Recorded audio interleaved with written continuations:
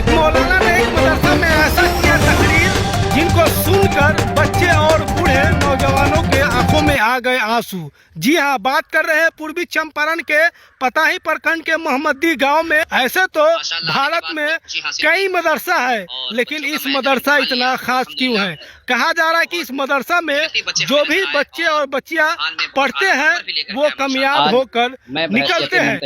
मदरसा मोहम्मदिया अनवारुल उलूम मोहम्मदी में मैं बुलाया गया। माशाअल्लाह आने के बाद बहुत खुशी हासिल हुई और बच्चों का मैं जब इम्तहान लिया तो अल्हम्दुलिल्लाह बहुत मेहनती बच्चे हमें नज़र आए और इम्तहान में बहुत आला नंबर भी लेकर के आए माशाअल्लाह। और यहाँ के असातिज़ा किराम ने भी बहुत काफ़ी मेहनतें कर रहे हैं और यहाँ के अराकीन मदरसा जो है उनसे मेरी गुजारिश है और इस चैनल के माध्यम से जो मेरी आवाज़ आप तक पहुँच रही हो तो आप लोगों से ये मेरी गुजारिश है कि आप लोग भी अपने बच्चों को मदरसे में इल्म दीन मुस्तफ़ा सल्लल्लाहु ताला अलैहि वसल्लम की तालीम हासिल कराएं, ताकि हमारे घर से इल्म दीन मुस्तफ़ा सल्लल्लाहु ताला अलैहि वसल्लम की तालीम आम होती हुई नजर आए। मैंने अपनी तकरीर में बयान किया हूँ कि एक शख्स के 4 लड़के हैं, उन्होंने अपने 3 बेटे को, एक को डॉक्टर, एक को इंजीनियर, एक को प्रोफेसर बनाया, लेकिन चौथे बेटे को जब तालीम हासिल के लिए बोला तो उनके गार्जियन ने एक्सेप्ट करना नहीं चाहा कि हमारे बच्चे इतने बड़े डॉक्टर भी हैं, इंजीनियर भी है, प्रोफेसर भी है, एक आलिम है, अगर एक हाफिज बनाता हूँ तो उसकी तनख्वाह बहुत कम होती है। हाफिज और आलिम की 8,000 10,000 तनख्वाह होती है। ये हमें दुनिया में क्या देगा? डॉक्टर को हमें लाख रुपए दे रहे हैं, इंजीनियर करोड़ रुपए दे रहे हैं, प्रोफेसर और अच्छा कमाता और देता है, लेकिन ये हाफिज कुरान आलिम दीन क्या देंगे? लेकिन उन्हें पता नहीं था कि यही हाफिज कुरान हमको दुनिया में भी कामयाब करते हुए नजर आएंगे और मरने के बाद कब्र हश्र में भी कामयाब होते हुए नजर आएंगे। उसी 3 थप्पड़ की बरकत ये थी कि जब उनका इंतकाल होता है उस हाफिज कुरान की बरकत से, कुरान पढ़ने की बरकत से अल्लाह रब्बुल इज्जत उसके बाप को जन्नत अता फरमाता है। मैं पूरे आलम इस्लाम से गुजारिश करता हूँ, अपने बच्चों को कम से कम इतनी तालीम दे जितने एक इंसान को अपनी जिंदगी में जरूरत पड़ती है। एक मुसलमान को अपनी जिंदगी में जरूरत पड़ती है, इतनी तालीम हर शख्स अपने बच्चों को दे। और सिर्फ दीनी ही तालीम नहीं, बल्कि इस वक्त जरूरी है दुनियावी तालीम भी। हालात हाजरा को नजर रखते हुए दुनियावी तालीम पर भी फोकस करे। आज हमारा समाज क्या है, 12-15 साल की उम्र होते हुए कोई दिल्ली, बम्बे, पंजाब वगैरह भेज देते कमाने के लिए। हजरात मोहतरम, जो मुकद्दर में रिज्क है वो कोई आपसे छीनेगा नहीं, जो मुकद्दर में नहीं है आपको कहीं से हासिल नहीं होगा। जो रिज्क है, जिस जरिए से अल्लाह ने आपके मुकद्दर में लिखा आपको मिलेगा। मगर अपनी जिंदगी सब गुजारते हैं, जिंदगी जानवर भी गुजारते हैं, जिंदगी इंसान भी गुजारते हैं।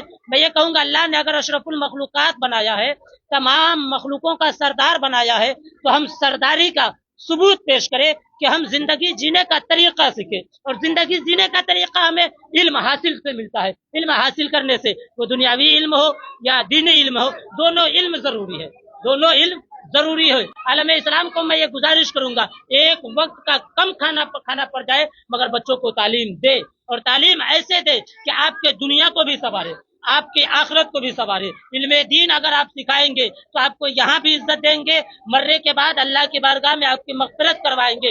असली तालीम यानी दुनियावी तालीम आप सिखाएंगे तो वो उस दुनिया से अपने रोजी रोटी का इंतजाम भी करेंगे और इज्जत और वक़ार, शोहरत भी पाएंगे। आप अपने बच्चों को डॉक्टर, इंजीनियर, प्रोफेसर, कलेक्टर हर चीज बनाए, मगर सबसे पहले आप मुसलमान बना ले कि किसी भी ओहदे पर फायज हो जाए तो कम से कम अपने ईमान और अकायद की हिफाजत करें। सोचेंगे कि एक ऐसा मदरसा है, ना तो कोई पक्का है और ना तो छत है और ना तो पक्का है, ना सही से कोई विधि व्यवस्था है, लेकिन ऐसे मदरसे में बच्चे कामयाब हो रहे हैं। और खास जानकारी ये भी मिला है कि कई जिला से इसमें बच्चे हैं, बैरगिनिया से है, शिवहर से है, पूर्वी चंपारण से है, मुजफ्फरपुर से है, कई जिला से बच्चे जो है इस मदरसे में इल्म तालीम जो है हासिल कर रहे हैं। अच्छा, गांव के लोगों से सहयोग मिलता है? जी, गांव के लोगों को सहयोग मिलता है। बड़े बड़े उद्योगपति है, छोटे बड़े, मुंबई, सभी लोग से सहयोग, सभी लोगों के सहयोग से जो है, हाँ, सभी लोगों के सहयोग से मदरसा चल रहा है। हाँ, अल्लाह ने जिसको तौफीक दिया है,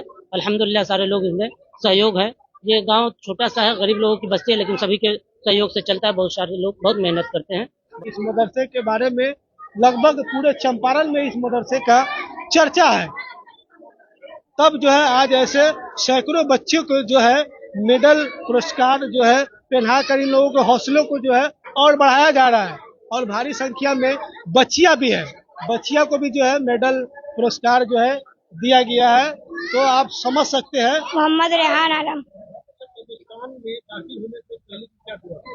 अस्सलामु अलैकुम या अहलल कबूल। और मिट्टी देने की मिट्टी देने की पहली बार वमिनहा खलकनाकुम, दूसरी बार वफिया नुईदुकुम, तीसरी बार वमिनहा नुखरिजुकुम तारतन उखरा। कब्र में मैयत उतरने की दुआ। बिस्मिल्लाहि अला मिल्लति रसूलुल्लाह सल्लल्लाहु तआला अलैहि वसल्लम। क्या नाम है? मोहम्मद आमिर आलम शेख। अच्छा, गोसल करने के पहले क्या दुआ है? गुस्ल करने की फराइज 3 है। नंबर 1 कुल्ली करना, नंबर 2 नाक में पानी चढ़ाना, नंबर 3 तमाम बदन पे पानी बहाना। क्या फराइज नमाज। नंबर 1 बदन का पाक होना, नंबर 2 कपड़ा का पाक होना, नंबर 3 सत्र औरत यानी मर्दों के नाक से घुटनों तक और औरतों के चेहरे और हथेलियों और कदमों के अलावा तमाम बदन का ढकना फर्ज है। नमाज का जगह का पाक होना, नमाज का वक्त होना, किबला की तरफ रुख होना, नमाज का नियत करना। सबसे आला हो आला हमारा नबी, सबसे बाला हो आला हमारा नबी, अपने मौला का प्यारा हमारा नबी, अपने मौला का प्यारा हमारा नबी।